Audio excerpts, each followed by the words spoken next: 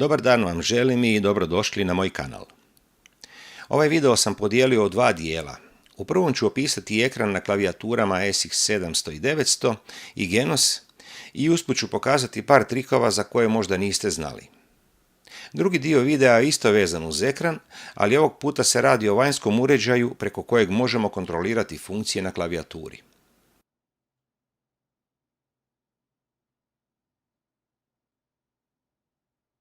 Touchscreen je omogućio lakše i brže rukovanje klavijaturom i generalno govoreći ispunio je sva očekivanja.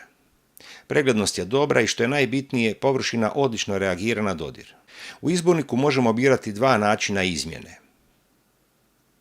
Ako funkciju display postavimo na on, prelazi će biti glatki.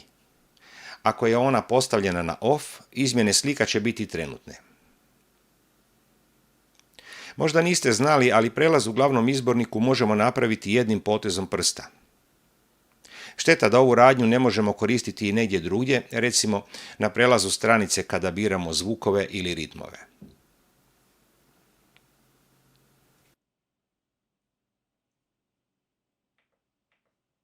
Zadržavanje prsta na nekom izborniku ima drugačiju ulogu nego kada ih samo dotaknemo na kratko. Ako stavimo prst na naziv kanala, aktivirat ćemo solo status. Kratki dodir će ga vratiti u početnu poziciju, a tako ga možemo uključivati i isključivati. Isto tako kratkim dodirom na određeno područje aktiviramo opciju i tek onda možemo mijenjati vrijednosti potezom prsta, gumbima ili krugom na panelu. Ako želimo resetirati parametre koje smo promijenili, dovoljno je zadržati prst na vrijednosti. Ovo vrijedi za sve stavke u mikseru, ali isto tako i na nekim drugim mjestima. Recimo, ovo je na podešavanju mikrofona.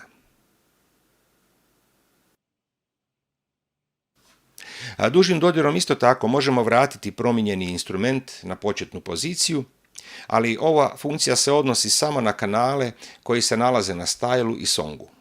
Po mom mišljenju, touchscreen je potpuno ispunio očekivanja, dovoljno je velik, pregledan je i ono što je najbitnije, odlično reagira na komande. Jedini nedostatak je odbljesak koji postoji ako je vanjsko svjetlo prejako ili ako pada pod nezgodnim kutem. Možda će neki novi Genos 2 riješiti ovaj problem, ali dok se to ne dogodi, pogledajte što vam ja nudim kao alternativu. Ovo je dodatni ekran preko kojeg možete u potpunosti kontrolirati vašu klavijaturu.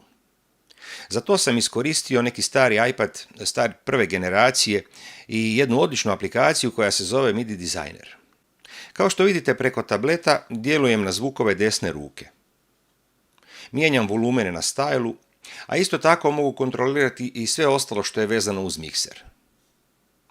Mogućnosti ove aplikacije su uistinu velike, komunikacija sa Genosom je izvrsna, a vi možete konfigurirati sučelje po vašoj želji i po potrebi. Pogledajte kako sam ja to iskoristio. Kada nastupam uživo, isključivo koristim registracije. Imam 10-ak mapa u kojima se nalazi više banaka. Ponekad mi to stvara problem jer prelazak iz mape u mapu zahtjeva dosta klikanja.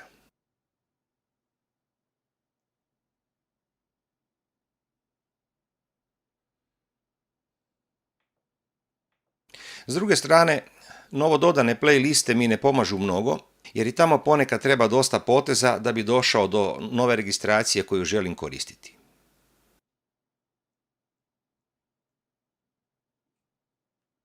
Zato sam iskoristio MIDI Designer i prilagodio ga na sljedeći način. Ovo su banke koje imam u mapi Master. Kao i na klavijaturi, složene su po grupama u 10 komada. Kada ih pozovem na tabletu, ona se automatski aktivira na klavijaturi.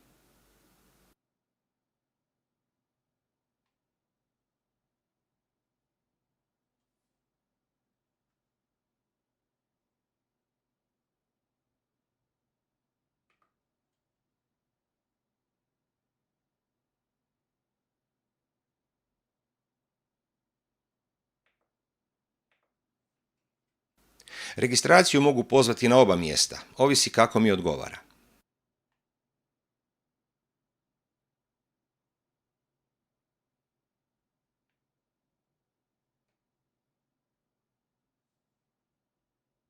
U sljedeći panel sam smjestio banke koje imam u novoj mapi. Tako da panele mogu otvarati zajedno ili ih međusobno kombinirati. Ovako su mi istovremeno dostupne banke iz dvije različite mape. Ovo je vrlo praktično i zgodno za live nastup.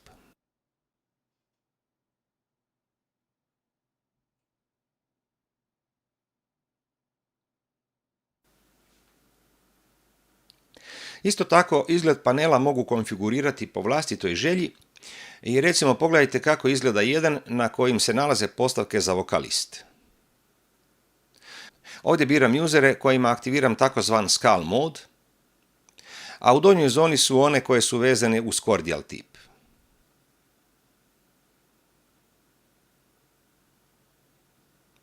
Sličan sam prikaz napravio i za pristup takozvanim tercama.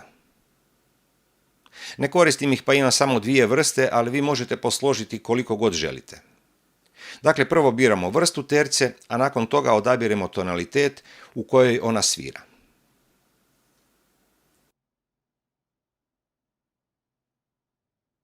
Bilo bi odlično da i Yamaha ponudi aplikaciju koja bi radila na sličnom principu, koja bi se automatski prilagodila i sinhronizirala s klavijaturom. Timu Yamahe to ne bi bio veliki problem, a ja sam siguran da bi time dodatno pomogli korisnicima i da bi privukli potencijalne kupce. Postupak podešavanja MIDI dizajnera nije kompliciran, ali ipak trebate imati osnovno predznanje da biste sve postavili na svoje mjesto. Možda će već moj idući uradak biti na tu temu, a to između ostalog ovisi i o vama. Zato pretplatite se na kanal, podijelite video s prijateljima ili na društvenim mrežama, kliknite koji like. Pretplata je naravno besplatna, a ako stisnete zvonce, dobit ćete obavijesti o svim mojim aktivnostima na kanalu. Hvala vam na gledanju i do idućeg videa vam želim mnogo ljubavi, zdravlja i mira. Pozdrav od Kaspera!